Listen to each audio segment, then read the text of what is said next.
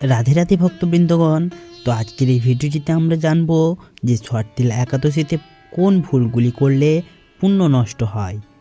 সেরকমই কিছু ভুল আজকের এই ভিডিওটিতে আমরা তুলে ধরব। তার মধ্যে সবগুলোই যদি সম্ভব না হয়, কিছু ভুল যদি আপনারা ঠিক করে নিতে পারেন, তাহলে আপনাদের একাদশী ব্রতটি সম্পূর্ণ হবে। তাই ভিডিওটি স্কিপ না করে শেষ পর্যন্ত দেখতে থাকুন। আর আমাদের চ্যানেলে নতুন হলে অবশ্যই চ্যানেলটিকে সাবস্ক্রাইব করবেন, ভিডিওটিতে একটি লাইক দিয়ে দেবেন আর কমেন্টে লিখে দিবেন রাধে রাধে। চলুন তাহলে ভিডিওটি শুরু করা যাক। আমরা অনেকেই ভাবি আমি তো একাদশীর উপবাস করেছি, তিল দান করেছি, পুজো করেছি, তাহলে আমার পুণ্য নষ্ট হবে কেন? কিন্তু শাস্ত্র বলে কর্ম শুধু করলেই হয় না, কর্মের পদ্ধতি ভুল হলে ফল উল্টো হতে পারে। বিশেষ করে ছটতিল একাদশী এটি কোনো সাধারণ একাদশী নয়।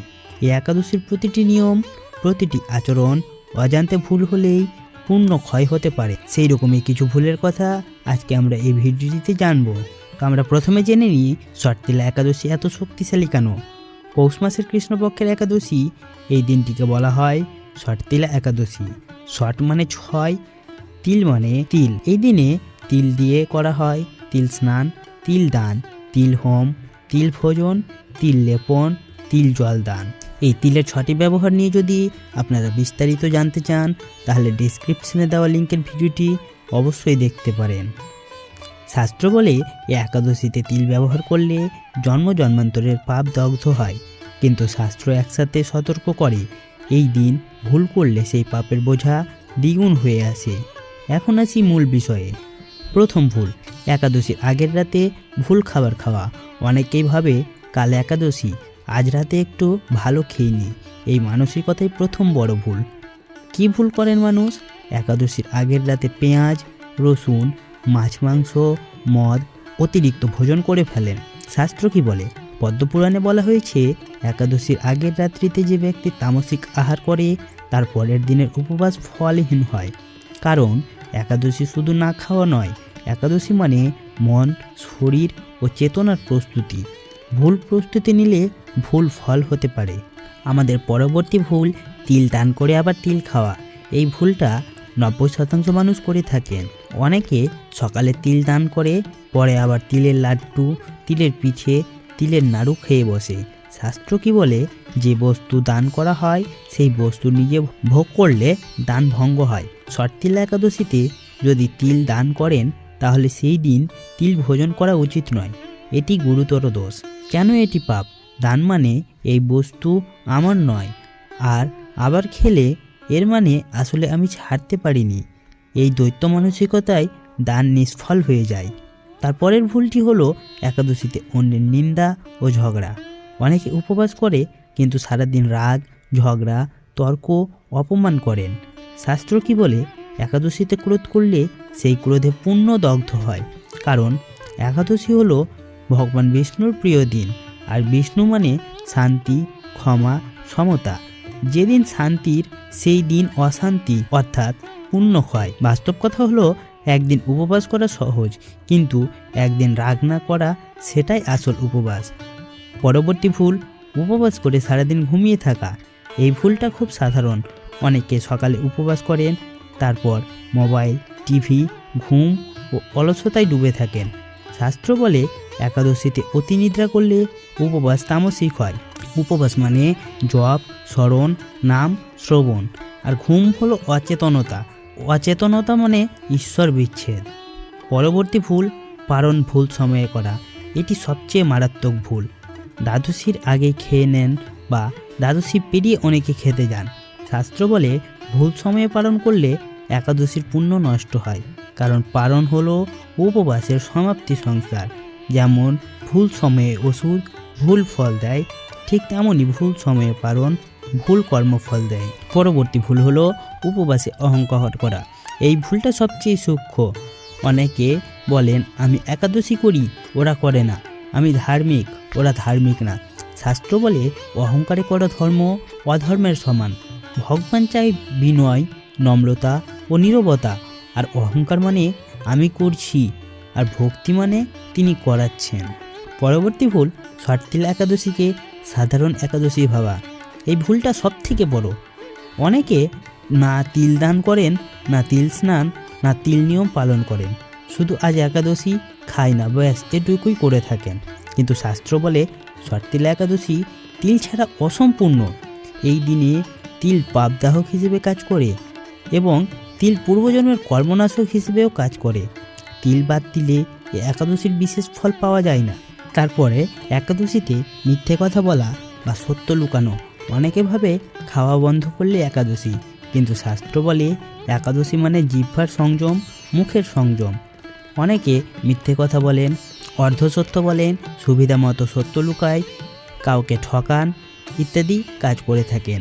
শাস্ত্রবাণী অনুযায়ী একাদশীতে অসত্য ভাষণ করলে সেই দিন করা উপবাস বৃথা হয়, কারণ ভগবান বিষ্ণু সত্যের প্রতীক, আর সত্যের দিনে মিথ্যে ধর্ম ভঙ্গ করে। পরবর্তী ভুল, একাদশীতে তিল দান করেও দানের ফল নিয়ে চিন্তা করা। এই ভুলটা খুব সূক্ষ্ম। মানুষ দান করেন, তারপর ভাবেন এর ফল কি পাবো, কত পুণ্য হলো, কবে ফল আসবে। কিন্তু শাস্ত্র বলে ফলের আশা করে করা দান দান নয়, এটি লেনদেন হয়ে গেল। ছটতিল একাদশীতে দান মানে ছাড়া, দান মানে ত্যাগ। ফল গণনা করলে পুণ্য হালকা হয়ে যায়। একাদশীতে স্বামী স্ত্রীর মধ্যে কাম ভাব, এই কথা অনেকেই জানে। উপবাস আছে কিন্তু কাম ভাব, রোমান্টিক আচরণ, ভোগের চিন্তা করে থাকেন। কিন্তু শাস্ত্র বলে একাদশীতে ব্রহ্মচর্য ভঙ্গ করলে সে উপবাস রাজসিক হয়ে যায়। ছটতিল একাদশী হলো সংযমের শিখর, ইন্দ্রিয় জয়ের দিন। শরীর উপবাসে, মন যদি ভোগে, ফল শূন্য হয়ে যায়। পরবর্তী ভুল হলো একাদশীতে দরিদ্র বা ভিক্ষুককে অবহেলা করা। এই ভুলটা অনেকে অজান্তে করে বসেন। ভিক্ষুক এলে তাড়িয়ে দেন, অবহেলা করেন বা নোংরা ভাষায় কথা বলে থাকেন। কিন্তু শাস্ত্র বলে একাদশীতে দরিদ্রকে তুচ্ছ করলে বিষ্ণু পূজা অসম্পূর্ণ থাকে, কারণ দরিদ্র হলো নারায়ণের ছায়া। তাকে অপমান করা মানে ঈশ্বরের অবমাননা করা। পরবর্তী ভুল, একাদশীতে অর্থ উপার্জনের লোভে অসৎ কাজ করা। অনেকে বলে কাজ তো করতেই হবে, কাজ করা দোষ নয়, কিন্তু মিথ্যে লাভ, অন্যায় উপার্জন, কাউকে ঠকানো, এগুলো একাদশীর দিনে করা ঠিক নয়। শাস্ত্র বলে একাদশীতে অসৎ উপার্জন করলে সেই অর্থ অশুভ ফল আনে। এই দিনে শুদ্ধ উপার্জন মানে পুণ্য, আর অশুদ্ধ উপার্জন মানে পুণ্য নাশ। একাদশীতে কাউকে ক্ষমা না করা, এটিও একটি ভুলের মধ্যে পড়ে। এই ভুলটা হৃদয়ের ভেতরে থাকে। অনেকে পুরনো রাগ ধরে রাখে, মনে মনে বলে ওর সাথে কথা বলবো না, আমি ওকে ক্ষমা করব না। কিন্তু শাস্ত্র বলে একাদশীতে ক্ষমাহীন মন ঈশ্বর গ্রহণ করেন না, কারণ বিষ্ণু হলো ক্ষমার প্রতীক। আপনি যদি ক্ষমা না করেন, তিনি কিভাবে ক্ষমা করবেন? ছটতিল একাদশীতে শুধু নিয়ম হিসেবে পালন করা, এই ভুলটাও সবচেয়ে গভীর। মানুষ নিয়ম মানে, কিন্তু হৃদয়ে নেই ভক্তি, বিশ্বাস, আত্মসমর্পণ। শাস্ত্র বলে ভক্তি ছাড়া একাদশী শুধু অনাহার। ছটতিল একাদশী মানে আত্মশুদ্ধি, অহংত্যাগ, ঈশ্বর স্মরণ, এগুলো ছাড়া সবই কেবল রীতি। একাদশী মানে শুধু না খাওয়া নয়, শুধু তিল দান নয়, সত্য, সংযম, ক্ষমা, বিনয়, ত্যাগ। পরবর্তী ভুল, একাদশীতে অতীত পাপের জন্য অনুতাপ না করা। অনেকে ভাবে আজ থেকে ভালো থাকলেই তো হলো, কিন্তু শাস্ত্র বলে অনুতাপ ছাড়া শুদ্ধি অসম্ভব। অনেকে পুরনো অন্যায় মনে না করা, কাউকে কষ্ট দিয়েছে তা স্বীকার না করা, নিজের ভুল নিজেই অস্বীকার করা, এগুলো কাজ করে থাকেন। কিন্তু শাস্ত্র বলে ছটতিল একাদশী হলো পাপ পোড়ানোর দিন, কিন্তু আগুন জ্বালাতে হলে আগে স্বীকার করতে হয় কোথায় ময়লা জমেছে। অনুতাপহীন উপবাস শুধু শরীর কষ্ট দেয়, আত্মা শুদ্ধ করে না। আবার অনেকে এই ভাবনায় ডুবে থাকেন যে ভগবান আমাকে ক্ষমা করবেন, এই ভাবনায় নিশ্চিন্ত থাকেন। এই ভুলটা খুব মারাত্মক। মানুষ ভাবে ভগবান দয়ালু, উনি সব মাফ করেন, একদিন না একদিন ঠিক হয়ে যাবে। কিন্তু শাস্ত্র বলে ক্ষমা পাওয়া অধিকার নয়, সেটি যোগ্যতা। ভগবান করুণাময়, কিন্তু করুণা পেতে হলে নিজেকে বদলানোর চেষ্টা থাকতে হয়। এই দিনে যদি মন বলে যা করছি করব, উনি ক্ষমা করবেন, তাহলে এই একাদশী নিজেই সাক্ষী হয়ে দাঁড়ায় আপনার উদাসীনতার বিরুদ্ধে। তার পরবর্তী ভুল, এই ভাবা যে এই কথাগুলি অতিরিক্ত, এটাই শেষ ভুল। মানুষ কি বলে এত কিছু মানা সম্ভব না, এগুলো বাড়াবাড়ি, এত ভাবলে ধর্ম করা যাবে না। কিন্তু শাস্ত্র বলে যে ধর্মকে সহজ করতে চায় সুবিধার জন্য, সে আসলে ধর্মকে ছোট করে। ষট্টিলা একাদশী কঠিন কারণ এটি মানুষকে বদলাতে চায়, শুধু অভ্যাস নয়, স্বভাব পাল্টাতে চায়। যদি ষট্টিলা একাদশী আপনার জীবন না বদলায়, তাহলে দোষ দিনের নয়, দোষ আমাদের বোঝার গভীরতায়। এই ভিডিওতে বলা ভুলগুলোর যতটা সম্ভব আপনি যদি পালন করেন, তাহলে আপনার একাদশীর উপবাস সম্পূর্ণ হবে এবং এর সম্পূর্ণ ফল আপনি পাবেন। তাহলে ভিডিওটি এখানেই শেষ করছি, দেখা হচ্ছে পরবর্তী ভিডিওতে। আপনারা যদি একাদশীর আরও ভিডিও দেখতে চান, তাহলে আমাদের চ্যানেলে গিয়ে অবশ্যই ভিডিওগুলি দেখতে পারেন। চ্যানেলে নতুন হলে অবশ্যই চ্যানেলটিকে সাবস্ক্রাইব করবেন, ভিডিওটিতে একটি লাইক দিয়ে দেবেন। ধন্যবাদ।